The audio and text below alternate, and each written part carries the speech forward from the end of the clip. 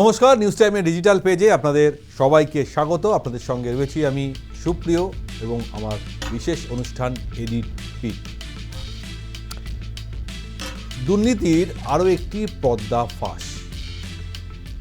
এ রাজ্যে পরিবর্তন হওয়ার পর নতুন বিজেপি সরকার আমরা দেখেছি একের পর এক পূর্বতন সরকারের দুর্নীতি সামনে নিয়ে এসেছে, কিন্তু কখনো আমরা ভাবিনি যে কারো জন্ম আর মৃত্যুর শংসাপত্র নিয়েও এরকম দুর্নীতি হতে পারে।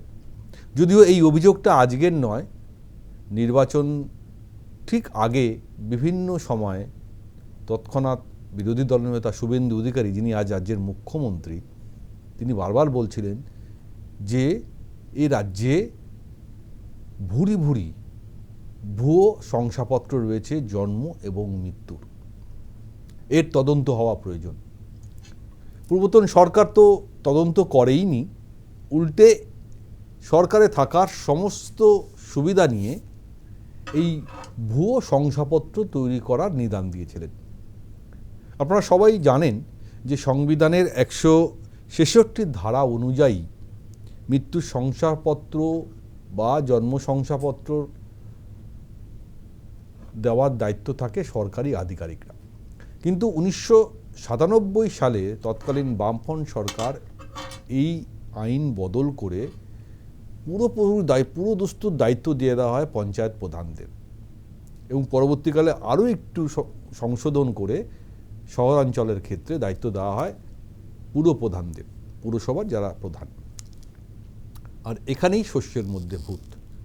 যদিও তৃণমূল সরকার আসার পর এই সুযোগটাকেই কাজে লাগিয়েছে, এবং বিশেষ করে এই সুযোগটা আরও বেশি করে কাজে লাগানোর চেষ্টা হয়েছে যখন নির্বাচনের আগে স্পেশাল ইন্টেন্সিভ রিভিশন শুরু হয়।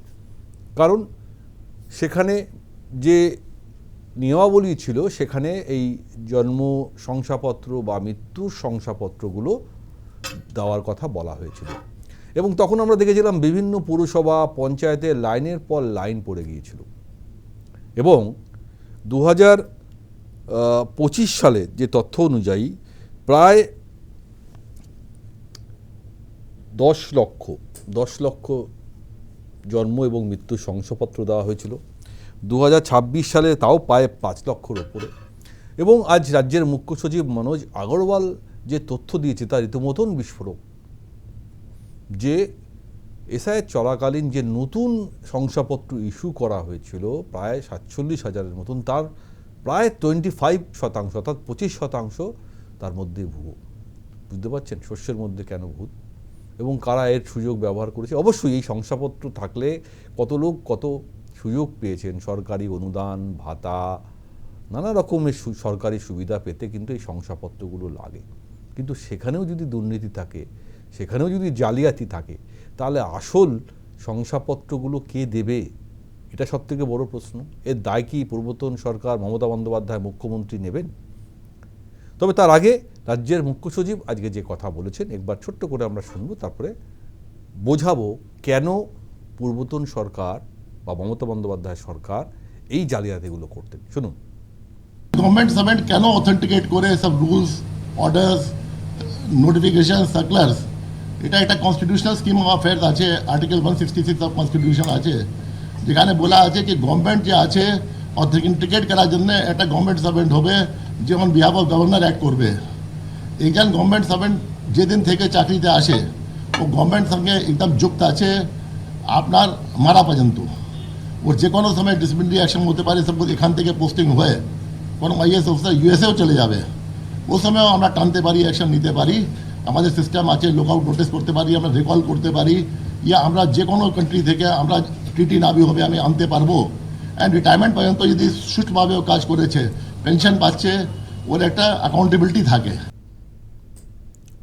পরিসংখ্যান বলছে গত 2 বছরে অস্বাভাবিক হারে এই জন্ম এবং মৃত্যুর শংসাপত্র বিলি করা হয়েছিল, এবং রাজ্যের নতুন সরকার মুখ্যমন্ত্রী শুভেন্দু অধিকারী তাই ক্যাবিনেট বৈঠক ডেকে এর পূর্ণ তদন্ত করার কথা বলেছেন, এবং তারপরে আজ মুখ্য সচিবের বক্তব্য এবং ধরপাকড় শুরু। জেলা কলকাতা শহর বিভিন্ন জায়গায় রেজিস্টার চেক করা থেকে শুরু করে কেন কিভাবে কারা এই জালিয়াতির সঙ্গে যুক্ত তার তো ধরপাকড় শুরু হয়েছে। কিছু করতে কেউটে এবার বেরোবে, কারা কারা করেছেন, কী কী সুযোগ সুবিধা পেয়েছেন, কিভাবে হয়েছেন। অ্যাকচুয়ালি এসআইআর না হলে হয়তো এই দুর্নীতিটাও না সামনে আসতো না। কারণ ওই যে আবারও বলছি যে যখনই কোনো বিষয় সামনে আসে তখন তো তার ভেতরে ঢোকা প্রয়োজন। মনে করা হয়েছিল যে এসআইআরও হয়ে যাবে, এই তথ্যগুলো কেউ জানবে না, কিন্তু যারা আসল লোক, যারা সত্য সন্ধানী, যারা তদন্ত করেন তাদের চোখে কিন্তু ধরা পড়ে। যেমন ধরা পড়েছেন মুখ্যমন্ত্রী শুভেন্দু অধিকারীর কাছে, এবং সেই তদন্ত ইতিমধ্যেই শুরু হয়েছে এবং পরবর্তীকালে এটা নিয়ে হয়তো আরও অনেক কিছু বেরোবে। কিন্তু আজকে রাজ্যের শিল্পমন্ত্রী তাপস রায় তিনিও বলছেন যে যেখানে দেখছি সব জায়গায় তো দুর্নীতি। শুনুন তিনি কি বলছেন।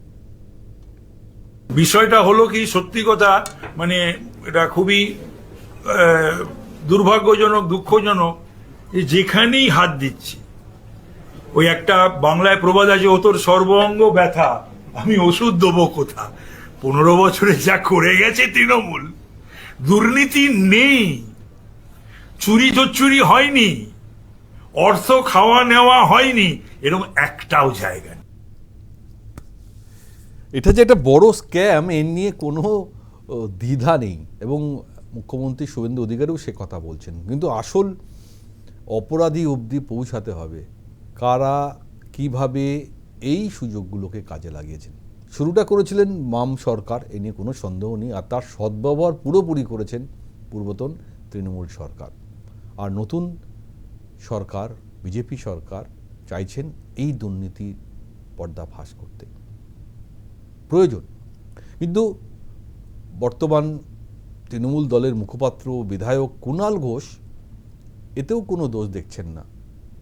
বর্তমানে যাদেরকে দায়িত্ব দেওয়া হবে, অ্যাকচুয়ালি যে সংবিধানের নিয়ম অনুযায়ী 166 ধারা অনুযায়ী সরকারি আধিকারিকরাই এই সুযোগ পান, তাতেও তিনি কিন্তু প্রশ্ন তুলছেন। একবার কুণালবাবুর বক্তব্য শুনুন।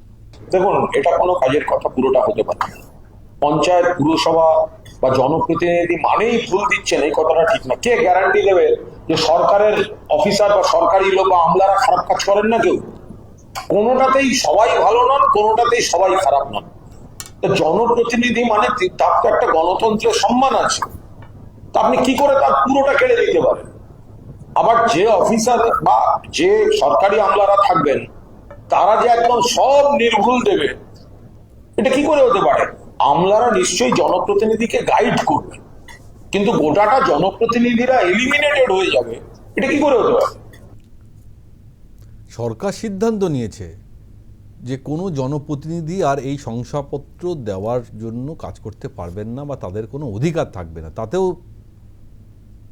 মানে মানতে নারাজ তৃণমূল, বা কালীঘাট তৃণমূল বলা ভালো। আরে ভাই, যারা অপরাধ করেছে, যাদের মাধ্যমে এই অপরাধ হয়েছে, সংগঠিত হয়েছে, দুর্নীতি হয়েছে, জালিয়াতি হয়েছে, তাদেরকে কি মানে পুষবে? তাদেরকে পুজো করবে না তাদেরকে শাস্তি দেবে? তৃণমূল মানেই যে দুর্নীতি আর সমর্থক হয়ে গেছে, সে কথাটা বারবার বিভিন্ন রাজনৈতিক দল, বিশেষ করে বিজেপি সেটা সামনে নিয়ে এসছে যে কী কী দুর্নীতি হতে পারে, এবং বিগত 2 মাস ধরে আমরা দেখছি কী কী দুর্নীতি হয়েছে এবং কী কী দুর্নীতি সামনে আসছে।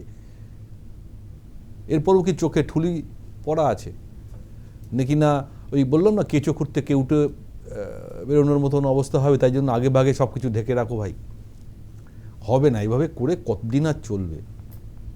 দুর্নীতি সামনে আসবে এবং এই সরকার এবং এই সরকারের মুখ্যমন্ত্রী শুভেন্দুবাবু যতদিন দায়িত্বে থাকবেন তিনি কিন্তু এই দুর্নীতির পর্দাফাশ করে ছাড়বেন, এবং যে বা যারা অপরাধী তাদেরকে কিন্তু শ্রীঘরে পাঠানো হবে। কিন্তু ভাবা যায় যে জন্ম এবং মৃত্যুর শংসাপত্রের জালিয়াতি 2 নম্বরই, আর কত নম্বর 2 নম্বরই আমরা দেখব। হ্যাঁ, যদি সঠিক সময় এই শংসাপত্রগুলো দেওয়া হতো তাহলে কিন্তু দুর্নীতির কোনো অবকাশ থাকতো না। যেহেতু সুযোগটা পেয়ে গেছে, যাদের প্রয়োজন তারা যখন এই শংসাপত্রের জন্য বিভিন্ন পঞ্চায়েতে, বিভিন্ন পুরসভায় গেছে, তখনই সেই সুযোগটা পাওয়া গেছে। আর যারা তৃণমূল সমর্থক বা তৃণমূলের কাছের লোক, যারা তৃণমূলের প্রভাবিত, তাদের ক্ষেত্রে সেই সুবিধাটা অনেক বেশিভাবে হয়েছে। এবং বিভিন্ন সরকারি অনুদান, ভাতা, সরকারি সুবিধা পাওয়ার ক্ষেত্রেও তো এগুলো লাগে, সেখানেও জালিয়াতি করা হয়েছে। যারা দিয়েছেন তারাও তৃণমূল প্রভাবিত এবং যারা পেয়েছেন তারাও তৃণমূল প্রভাবিত। সুতরাং ব্যাপারটা খুব পরিষ্কার। এটা যদি কোনো বিরোধী দল করা কোনো কর্মী সমর্থকরা পেতেন তাহলে হয়তো প্রশ্নটা উঠতো না। এইভাবে তো আর দল বেশি দিন চলে না, সেই কারণেই তো আজ তৃণমূল ভেঙে খান খান, একদিকে কালীঘাট, একদিকে ঋতব্রত, একদিকে কাকলি। কোন তৃণমূল আসল তৃণমূল তার কোনো ইয়াত্তা আমরা পাচ্ছি না। কবে জানতে পারবো আসল তৃণমূল কোনটা? যাই হোক, কিন্তু এই দুর্নীতির শিকড়ে পৌঁছানোটা অত্যন্ত জরুরি। কিভাবে এই দুর্নীতি করা হয়েছে, কিভাবে এই সার্টিফিকেট দেওয়া হয়েছে, রেজিস্টার খোঁজা, ডেট দেখা, এবং যেগুলো আপলোড হয়েছে তার মধ্যে কতটা দুর্নীতি আছে। মানে প্রায় 11,000 অলরেডি সার্টিফিকেট পাওয়া গেছে, মানে এরপরে আরও কত এরকম জালি সার্টিফিকেট রয়েছে, শংসাপত্র রয়েছে, সেটা তো বোঝাই যাচ্ছে। ফলে শুভেন্দুবাবু যা করেছেন, স্যালুট তাকে, যে এটা খুব দ্রুত সামনে নিয়ে এসেছেন। এরকম আরও অনেক দুর্নীতির পর্দাফাঁস হয়তো আমরা দেখতে পাবো, এবং আমরা চাই যারা আসল অপরাধী তাদেরকে যেন সেভাবে শাস্তি দেওয়া হয় এবং জনগণের জন্য শাস্তি দেওয়া হয়। আমার সময় শেষ, অনুষ্ঠান শেষ করব। আমাদের ভিউয়ার্স পোলে আপনাদের মতামত আপনারা ব্যক্ত করতে পারবেন। আমরা তা সেই আপনাদের পোস্ট আমাদের নিউজ টাইমের ডিজিটাল পেজে আমরা আপনারা শেয়ার করব। এবং আজকে আমার প্রশ্ন আমি রাখছি যে এই শংসাপত্র জালিয়াতি কেন করেছিল পূর্বতন সরকার, কাদের লাভের জন্য? আপনাদের উত্তর আমাদের কাছে পাঠিয়ে দেবেন। আমরা ভিউয়ার্স পোলে এই পোস্ট আপনাদের সাথে শেয়ার করব। বাকি নিউজ আপডেট আর খবরের জন্য নজর রাখুন নিউজ টাইমের ডিজিটাল পেজে, এবং অবশ্যই সাবস্ক্রাইব করতে ভুলবেন না নিউজ টাইমের ডিজিটাল পেজে। আজ এখানে শেষ করছি। নমস্কার।